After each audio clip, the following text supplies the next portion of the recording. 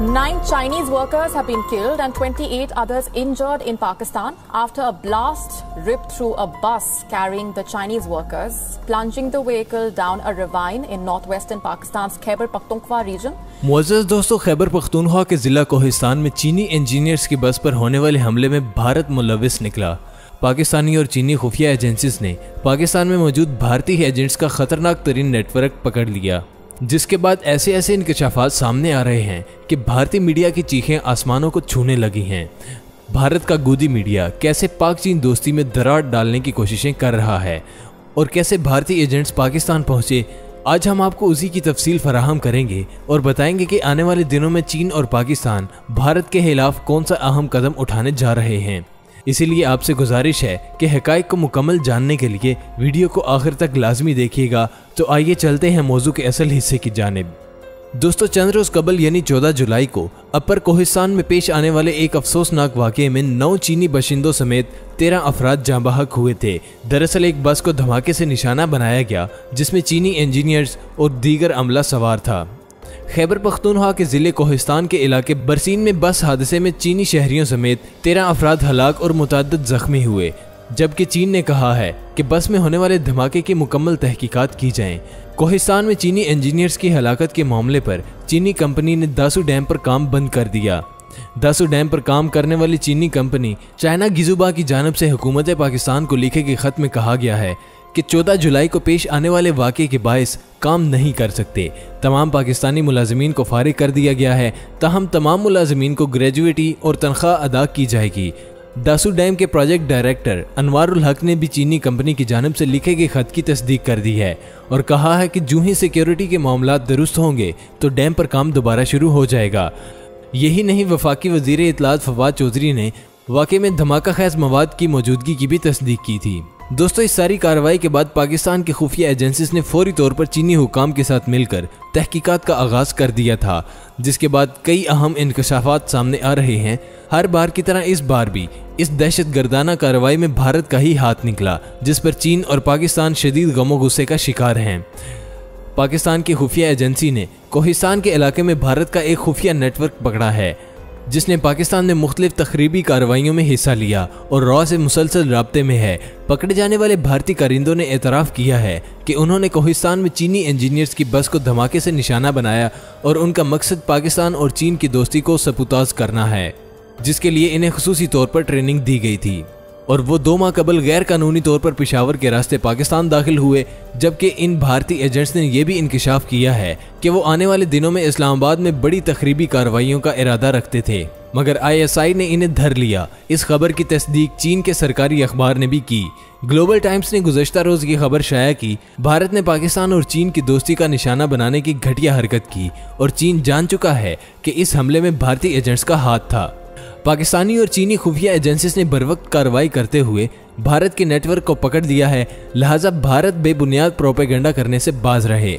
चीन के सरकारी अखबार की इस खबर के बाद भारत में कोहराम बरपा है और भारतीय मीडिया मनफी प्रोपेगेंडा करते हुए ये रिपोर्टिंग कर रहा है कि चीन पाकिस्तान पर मिसाइल हमला करने जा रहा है, मगर इसके जवाब में चीनी हुकाम और चीन के मीडिया ने भारत की बोलती बंद कर रखी है और चीन की हुकूमत समेत मीडिया पर ये पैगामात चलाए जा रहे हैं कि चीन और पाकिस्तान की दोस्ती न सिर्फ बरकरार है बल्कि इसमें पहले से भी ज्यादा मिठास और मजबूती आ चुकी है। दोस्तों, माहिरीन के मुताबिक भारत अमरीकी शह पर चीन मुखालिफ इकदामात कर रहा है, जबकि भारत में आबादी का तनासब तेजी से बढ़ रहा है। भारत में दुनिया की 20% आबादी मुकीम है। कुर्रा अर्ज का 2% हिस्सा भारत के हिस्से में आता है। भारत में सालाना आबादी का इजाफा 1 करोड़ 70 लाख के हिसाब से हो रहा है। वो जल्द आबादी के हवाले से बड़ा मुल्क बन जाएगा, यानी 150 करोड़ बासियों का मुल्क, और यकीनी तौर पर यह एजाज भारत के लिए अजाब बन जाएगा। भारत में सालाना 35 लाख रहायशी मकानों की ज़रूरत पड़ेगी। आबादी के एतबार से मजीद स्कूल्स, हॉस्पिटल्स, कॉलेजेस, सड़कें, शाहराहें और ट्रांसपोर्ट की ज़रूरत पड़ेगी। अभी तक भारत भर में हिंदुस्तानियों के लिए 80 लाख टॉयलेट्स बनाने का ख्वाब शर्मिंदा ताबीर नहीं हो सका है। भारत की माजी की खारजा पॉलिसी का महवर आज़ादाना खारजा पॉलिसी था, मगर अब भारत शरपसंद मोदी की क़यादत में अमेरिका का नुमाइंदा बनकर दूसरे ममालिक को ताबे बनाना चाहता है। चीन ने पिछली 4 दहाइयों में 80 गुना फीकस आमदनी में इजाफा कर लिया है। भारत ने अपनी तमाम तर कोशिशों के बावजूद सिर्फ 7 गुना इजाफा किया है। आज भारत में भूख से बलबलाते बच्चों, जवानों और बूढ़ों की तादाद सबसे ज्यादा है। अगर हम गजा की कमी का शिकार ममालिक की फहरिस्त मुरतब करें, भारत का 102वां नंबर आता है। गरीबों, अफलास, भूख और नंग में भी भारत का कोई सानी नहीं। जिस मुल्क के करोड़ों लोग बेरोजगार हों और मुलाजमतों के मौके भी महदूद हों, वो मुल्क किसी तरह भी भूख पर काबू नहीं पा सकता। पाकिस्तान में भी सूरत हाल कुछ ज़्यादा बेहतर नहीं। भारत और पाकिस्तान दोनों ममालिक को इंतहाई संजीदगी से इस मसले का हल तलाश करना होगा। चीन ने मुआशी मसाइल पर काबू पाकर अपनी फिक्री और अमली बुनियादों को मुस्तहकम कर लिया है। चीन अपना मुआशी असर व रसूख इंतहाई कामयाबी से अफ्रीका और लातीनी ममालिक में फैला रहा है। चीन की तामीर और तरक्की की फ़िलासफ़ी ये है कि जिस जगह सरमायाकारी करो, उस इलाके के बासियों को भी अपनी तरक्की में शामिल करो। जबकि इसके बरक्स साम्राज्य ममालिक दुनिया में तरक्की के नाम पर जहाँ भी गए, वहाँ बर्बादी और बेरोजगारी की इबरतनाक दास्तानें छोड़ आए। दोस्तों, चीनी हुकाम ने हाल ही में ऐलान किया है कि अब चीन 19वीं या 20वीं सदी का चीन नहीं है, अब चीन 21वीं सदी का चीन है। ये सदी चीन की सदी है। चीन की कम्युनिस्ट पार्टी ने चीन को मुआशी तौर पर मुस्तहकम कर दिया है। चीन के अवाम अब चीन पर और चीनी क़यादत पर फ़ख्र करते हैं। चीनी सदर ने अपने कलीदी खिताब में पूरी जुर्रत और बहादुरी का मुजाहरा करते हुए अमेरिका को ललकारा और कहा कि चीन को धमकाने और ताबे करने के दिन गुजर चुके हैं। अमेरिका चीन की मुआशी और अस्करी तरक्की से खाइफ है और चीन की तरक्की को रोकने के लिए माशी पाबंदियों के हरबे इस्तेमाल कर रहा है। चीन के गिर्द घेरा तंग करने के लिए कोविड का खिलौना इस्तेमाल करना चाहता है। इस 4 मुल्क की इत्तेहाद में अमेरिका, भारत, जापान और इजराइल शामिल हैं। चीन के रोड एंड बेल्ट के मंसूबे के खिलाफ भी यही 4 ममालिक 3W का मंसूबा ला रहे हैं। G7 ममालिक के कंधे को भी चीन के खिलाफ इस्तेमाल करने के लिए इनको हल्लाशेरी दी जा रही हैं। चीन ने खिदमत और सरमायाकारी की पॉलिसी इख्तियार की।